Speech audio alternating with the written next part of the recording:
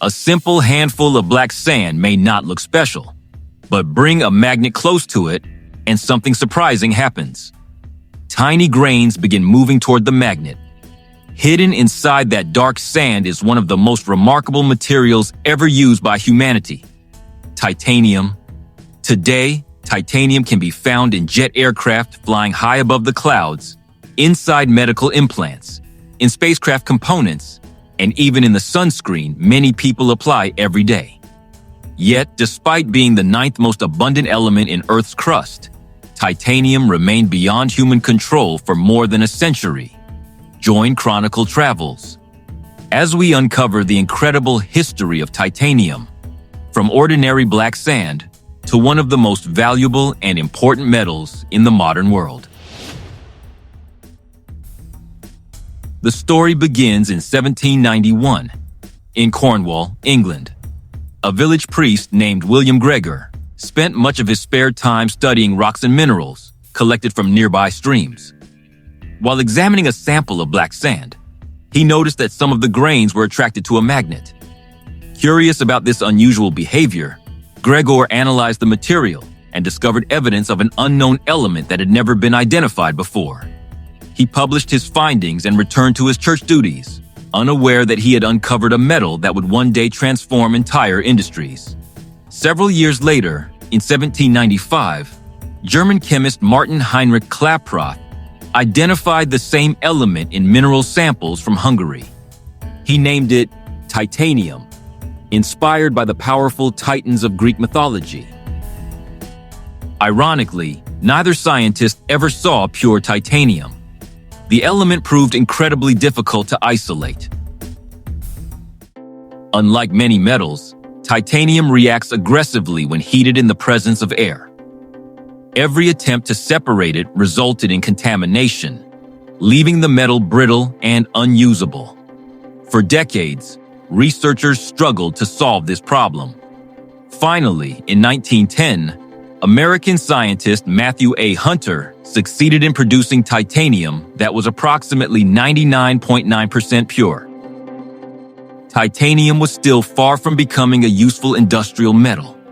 The breakthrough came from a metallurgist named William Kroll from Luxembourg. Beginning in the 1930s, Kroll experimented with a completely different method. Instead of processing titanium in open air, he performed the reactions inside a vacuum environment. He also used magnesium to separate titanium from its chemical compounds.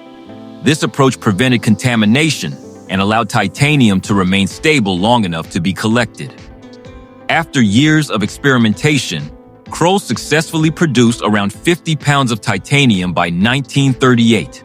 For the first time, titanium could be rolled into sheets, drawn into wire, and shaped into useful forms.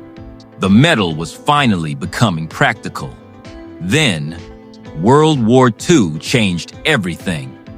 Kroll moved to the United States, bringing his technology with him.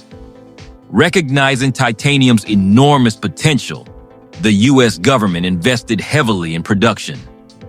By 1947, industrial facilities were producing roughly 2 tons of titanium sponge. Only 6 years later, annual production exceeded 900 tons. The process developed by William Kroll became the foundation of the modern titanium industry, and remarkably, it is still widely used today. Titanium does not occur naturally as pure metal. Instead, it is locked inside minerals such as ilmenite and rutile. These minerals are found in large deposits across countries including Australia, South Africa, Canada, and Mozambique. Mining operations extract millions of tons of these ores every year. However, titanium presents a unique challenge. Most metals can be produced by heating ore with carbon.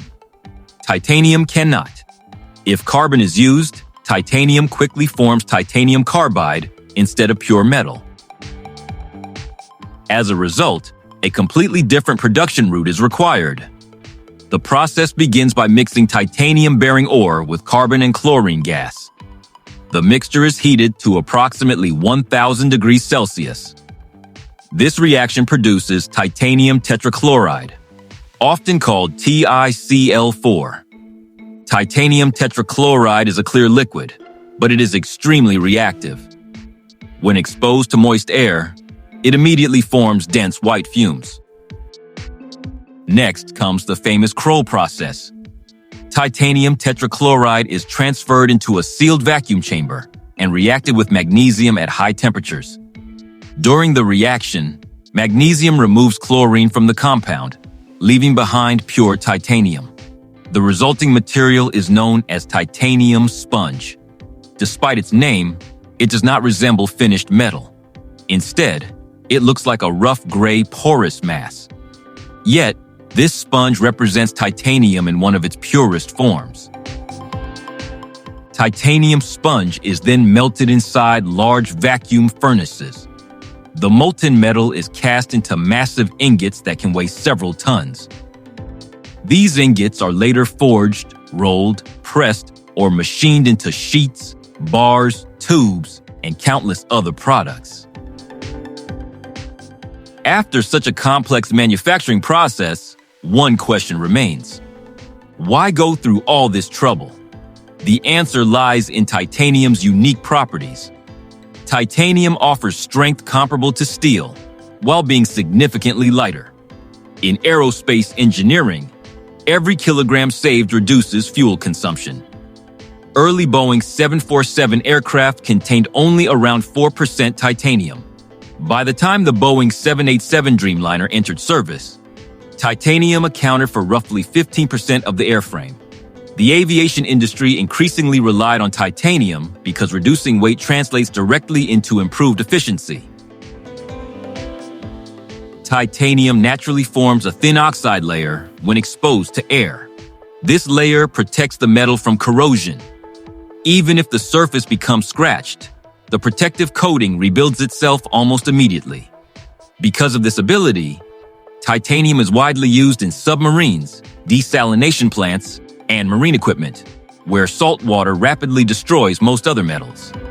One of titanium's most unusual characteristics is its compatibility with living tissue. The human body generally does not reject titanium implants. It is non-toxic and highly stable. In 1965, Swedish physician Per-Ingvar Brånemark performed the world's first successful titanium dental implant procedure. Today, millions of people carry titanium inside their bodies through dental implants, joint replacements, and other medical devices. Titanium also performs exceptionally well under intense heat. Its melting point reaches approximately 1,668 degrees Celsius. A famous example is the SR-71 Blackbird reconnaissance aircraft. About 93% of its structure was built from titanium.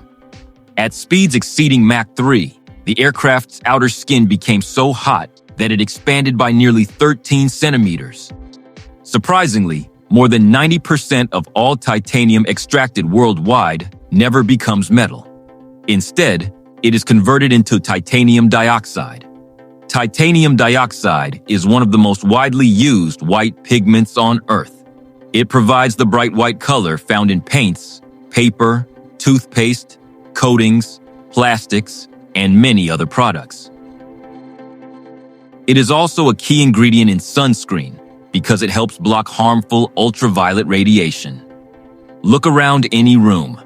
White walls, white paper, painted surfaces, and numerous household products often contain titanium dioxide. In everyday life, this invisible form of titanium is far more common than aircraft parts or medical implants. The journey of titanium is unlike that of any other metal. More than a century passed between its discovery and the first successful production of pure titanium.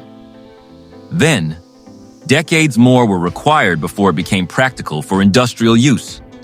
From a handful of black sand collected beside a stream, to aircraft, spacecraft, medical implants, and everyday consumer products, titanium has traveled an extraordinary path. It challenged generations of scientists, resisted conventional manufacturing methods, and demanded patience unlike almost any other material. Yet, in the end, the reward was worth the wait.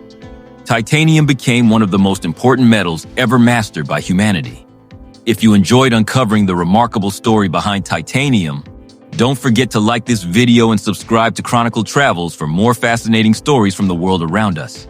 Thank you for watching, and we'll see you on our next adventure.